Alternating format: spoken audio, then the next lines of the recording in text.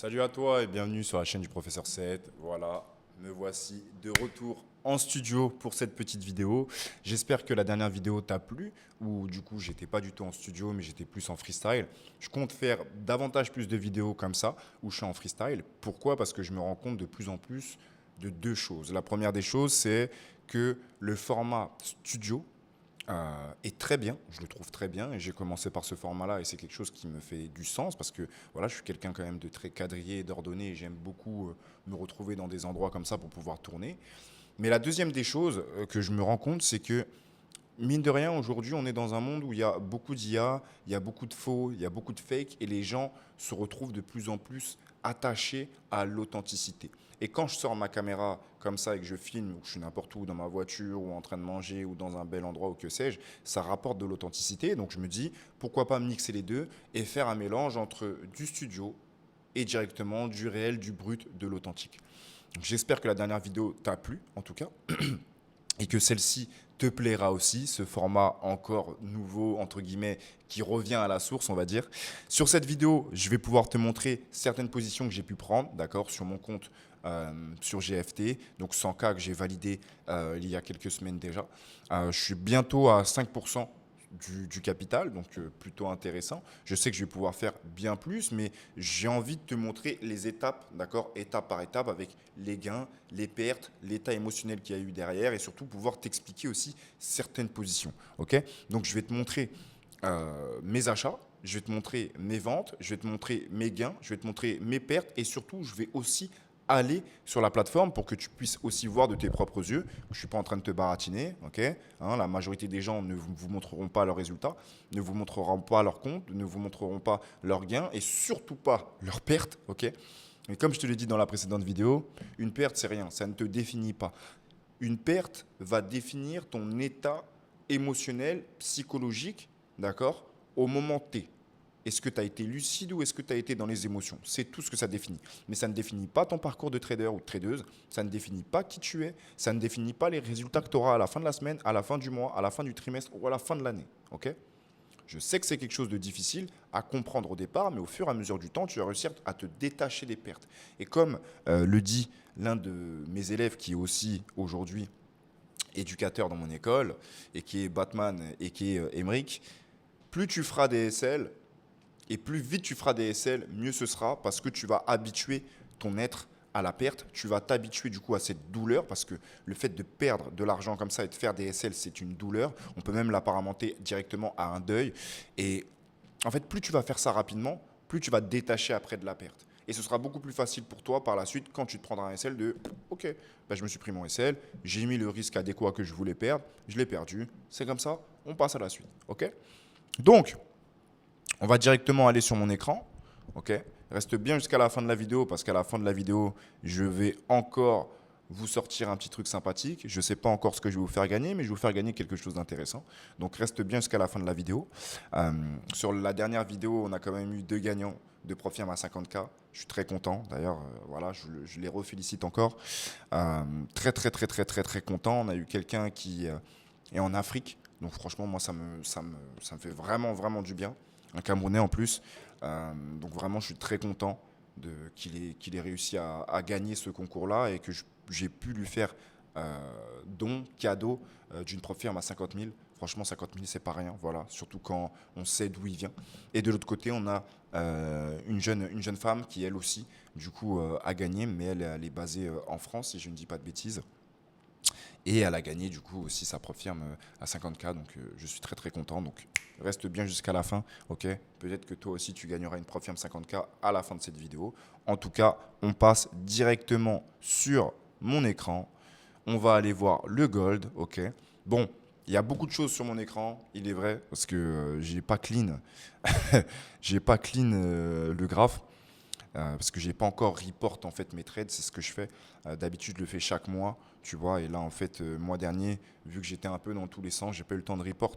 Donc, je n'ai rien enlevé encore sur mon graphique. Et ce que je fais, c'est que je me laisse tout le temps, tout le mois. Et quand le mois est fini, je prends tous mes trades et je les reporte sur mon Notion, ok. Notion que les élèves ont. Où je classe tout, les gains, les pertes, les RR, pourquoi, l'état émotionnel, bref. Là, je ne l'ai pas fait, donc j'ai quand même un mois de retard. Il va falloir que je me pose pour faire tout ça et pour clean tous les graphiques. Cependant, on va se remettre sur, hop, bim. Voilà, parfait, là on est bien. Donc, on était sur le gold. Je ne vais pas repartir sur d'autres unités de temps, on va rester sur H4, d'accord? On va rester sur le H4 pour que tu arrives à comprendre un petit peu mon point de vue. On était baissier à ce niveau-là sur du H4, mais c'est juste du H4. N'oublie pas que si je monte sur du daily ou si je monte sur de la plus grosse unité de temps, en réalité, on est comme ça, ok?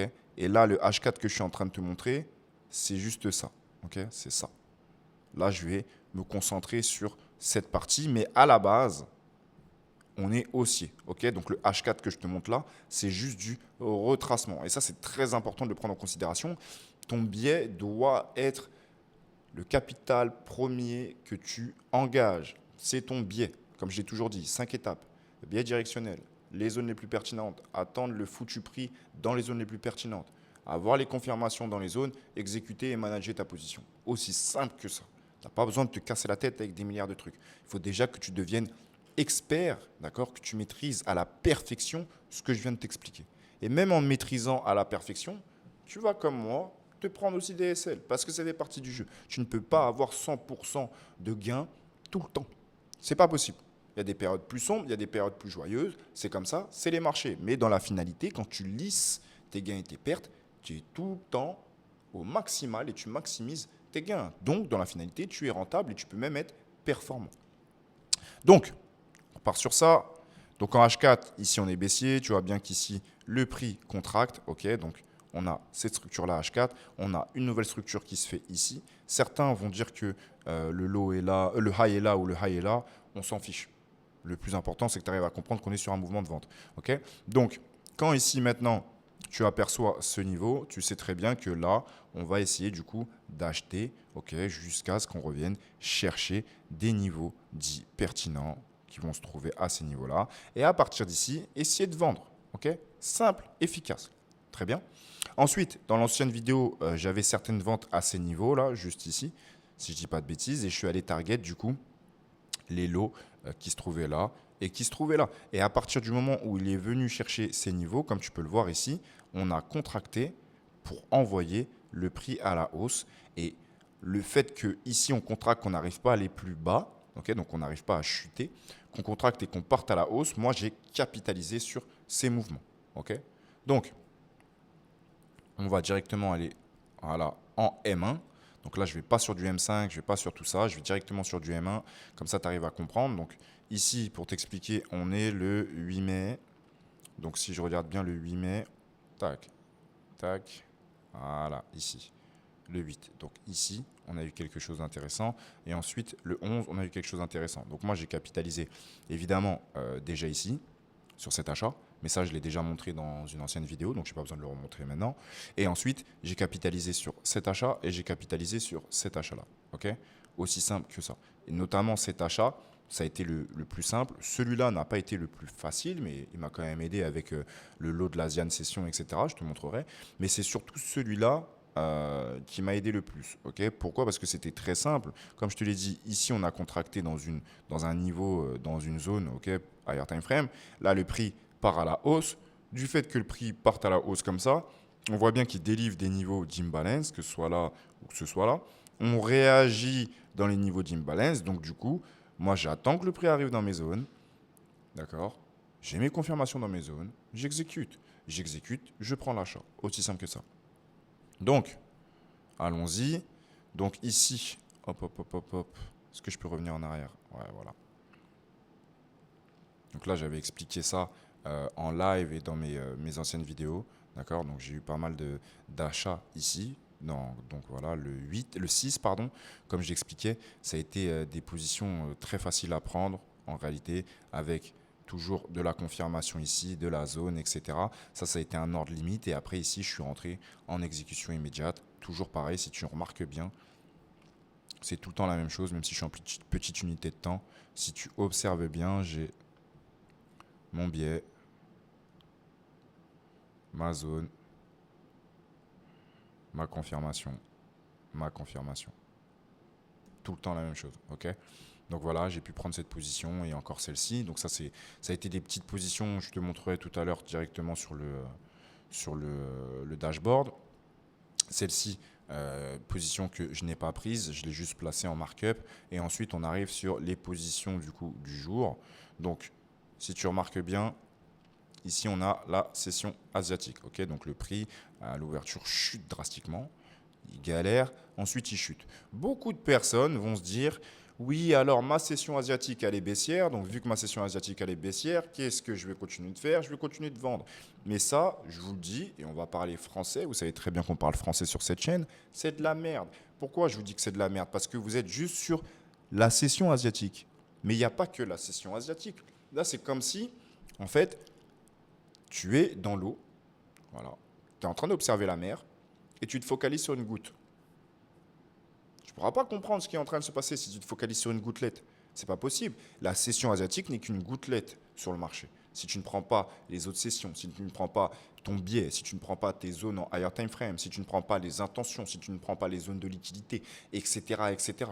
Et là, je parle juste de la technique parce qu'à côté, tu as la géopolitique, tu as la fondamentale, etc. Toutes ces choses.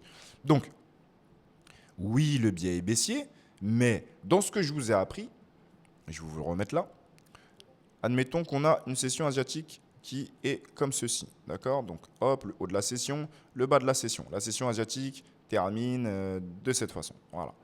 On a le high, on a le low.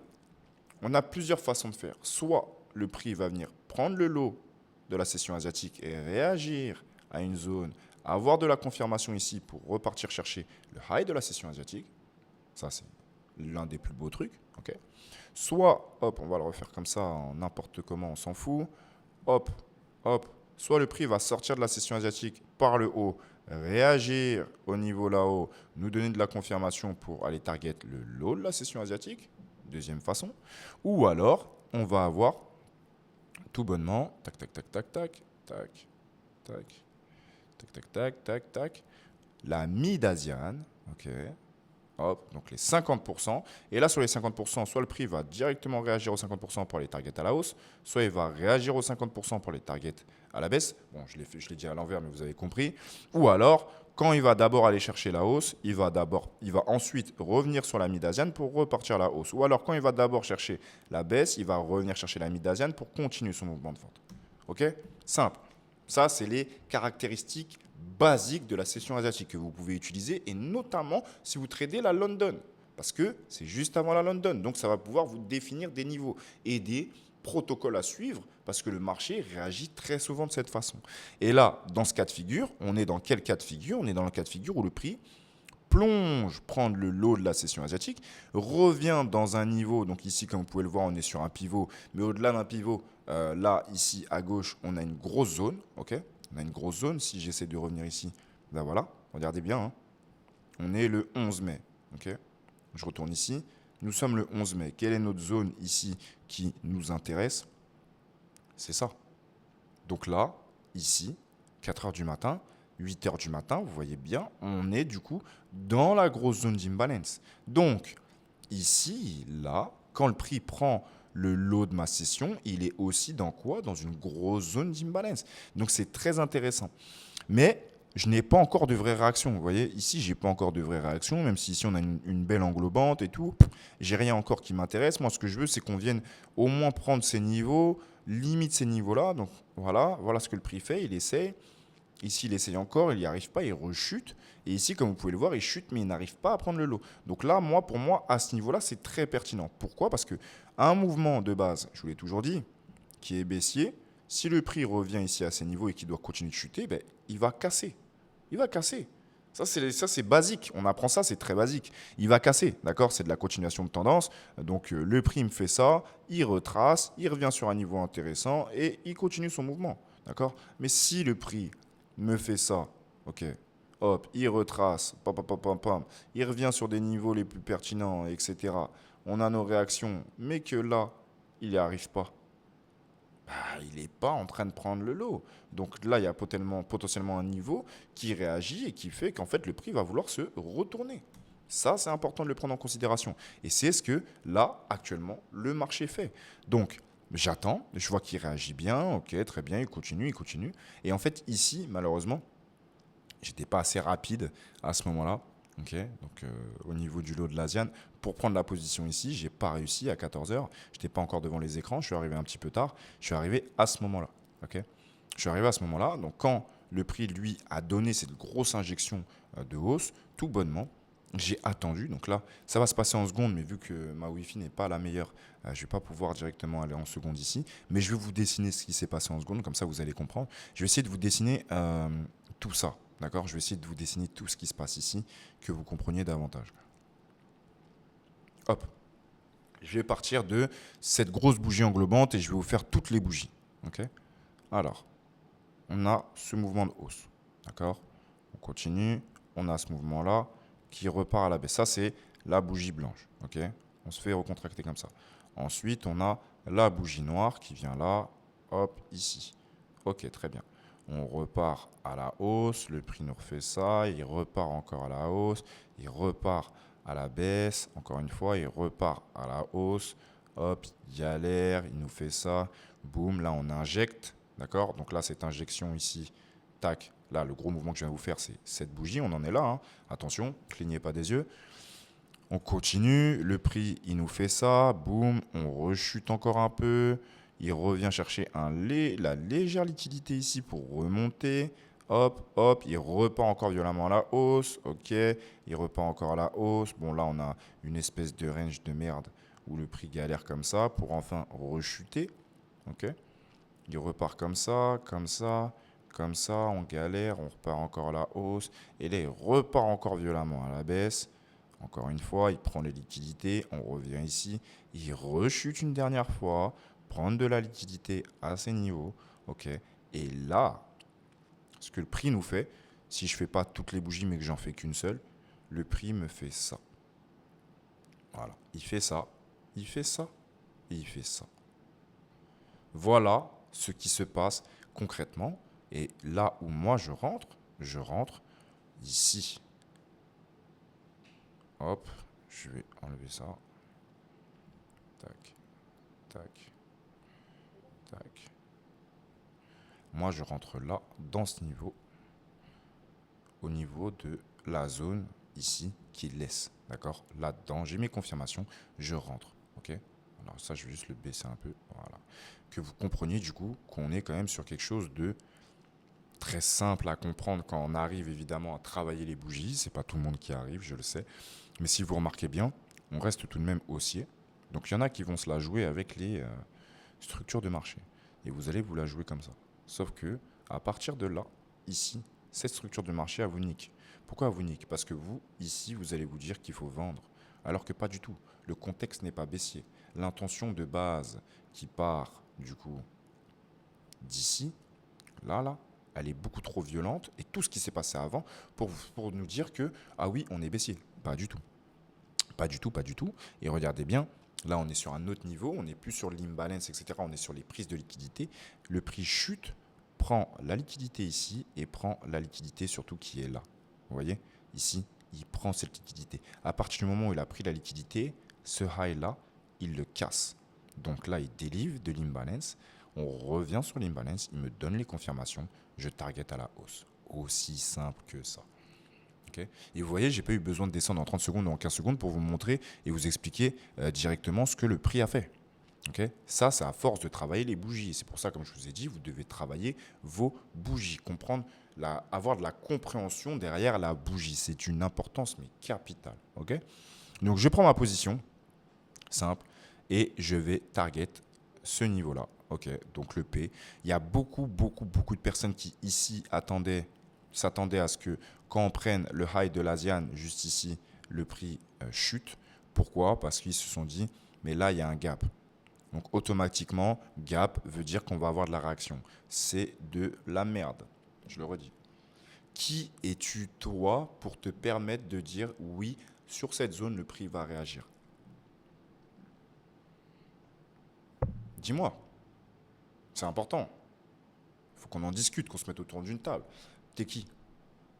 Peut-être que, je sais pas, ton oncle, c'est Larry Fink, ou un Rothschild, ou un Rockefeller, ou je sais pas, peut-être que ton cousin, il détient un Moody's.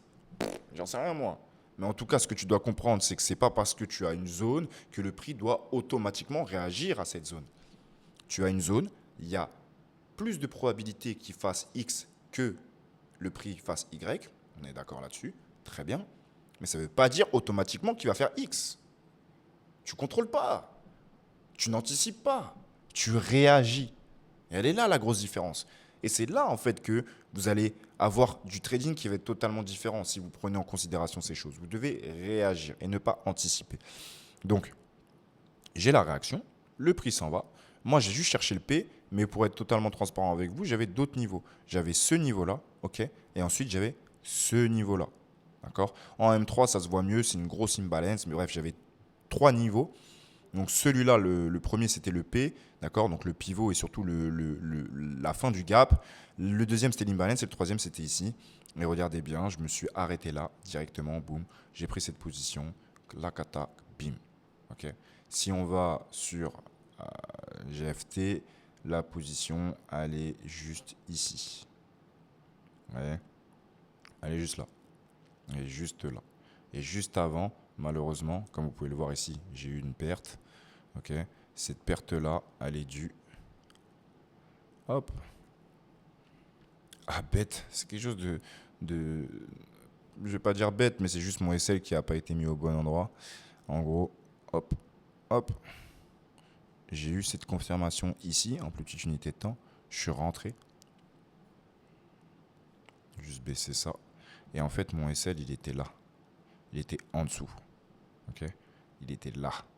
Juste en dessous. Là où j'ai fait l'erreur, c'est que j'aurais dû me protéger en dessous cette mèche et non pas en dessous ce bloc. Mais moi, je suis quelqu'un de très agressif. Donc, ma façon de rentrer et de me sécuriser, c'est très agressif. Et malheureusement, je me suis fait SL. Mais à partir du moment où je me suis fait SL, comprenez aussi la logique derrière, c'est que j'arrive à me faire. Je me fais SL, mais j'arrive à switch mon état d'esprit. Dans le sens où, ok, je me fais SL, mais c'est pas, ah ben je me suis fait SL et ça y est, c'est la fin. Non. Dans mon plan, j'ai le droit à 2 SL, maximum 3 SL par jour. Voilà. Ça, c'est dans mon plan. C'est le max que je peux avoir. Ici, je me prends mon SL, ça ne m'a pas empêché après par la suite de continuer de regarder ce que le prix a fait, être serein et me dire, ok, on va voir comment le prix réagit. Vous voyez ici cette ligne, en gros, je vais vous dessiner aussi ça. C'est, je ne vais pas vous le faire comme ça, je vais le faire comme ça. Le prix me fait ça, il fait ça, il fait ça, il fait ça, il fait ça. Donc en gros, ce niveau pour moi c'était. Donc moi je suis rentré là, j'ai mis mon SL ici, ok, pour que vous compreniez ce qui se passe ici.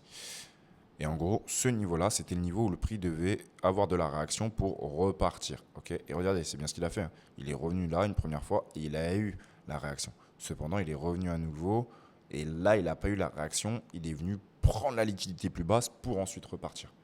Ok, bah c'est le jeu. Je me prends mon SL, mais par la suite, je prends mon gain. Mon gain qui reprend mes 10 000 fois mon SL. Hein. Regardez bien, 466, 2246. Qu'on soit bien d'accord. Ok. Donc on continue, voilà, je me prends tout ça et le prix décolle. J'aurais pu faire le double, honnêtement. Hein, regardez, hein, vous avez juste à voir. Hein. Si je me remets là avec la même position, j'aurais pu faire le double. Donc au lieu de sortir 2000 et quelques, j'aurais pu sortir 4000. Mais c'est pas très grave. Je suis très content de pouvoir manger et que le prix parte directement. J'ai la vision, j'ai le biais, j'ai eu mes confirmations, je rattrape ma perte, je suis en gain. Que demander de mieux? Et surtout, voilà, 2000 euros, hein, il est 14h50. Je TP à 15h10. 20 minutes, 2000 euros. C'est plutôt pas mal. On continue.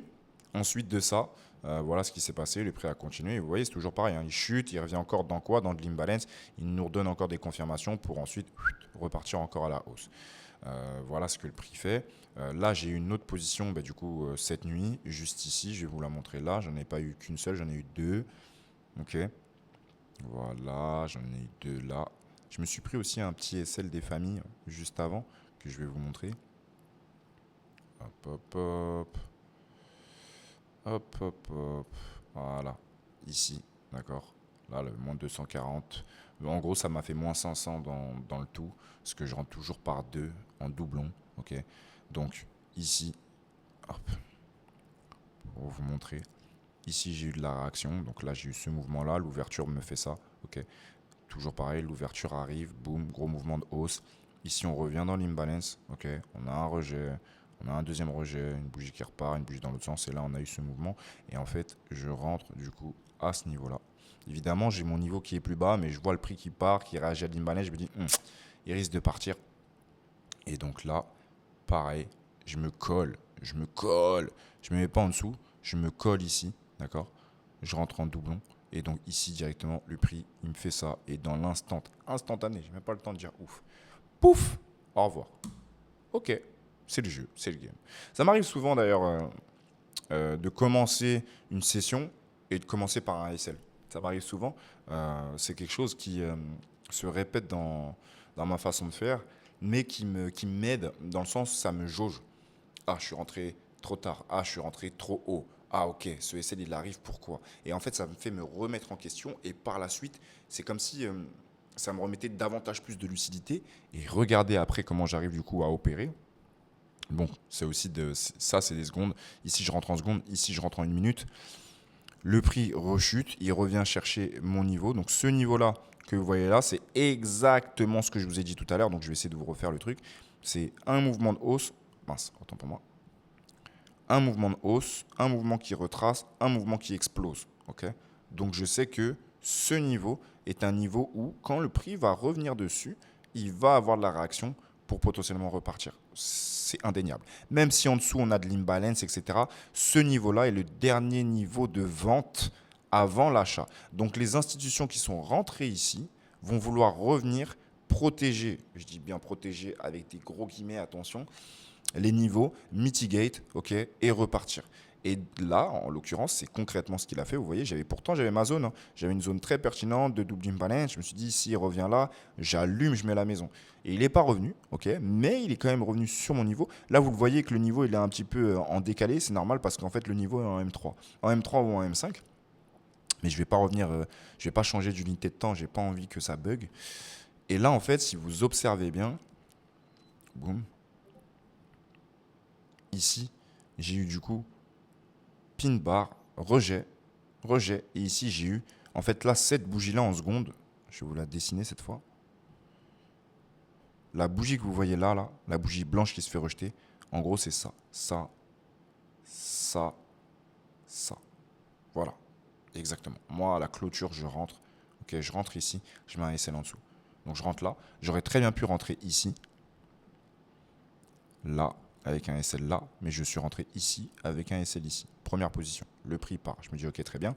On risque de revenir où? On risque de revenir encore sur de l'imbalance. Donc pourquoi me mettre à BE même si le prix part? Je ne me mets pas à BE. Le prix part, il revient ici, pin bar, rejet, bougie qui englobe. Qu'est-ce que je fais? Je rentre ici, je mets un SL et je le mets pas là.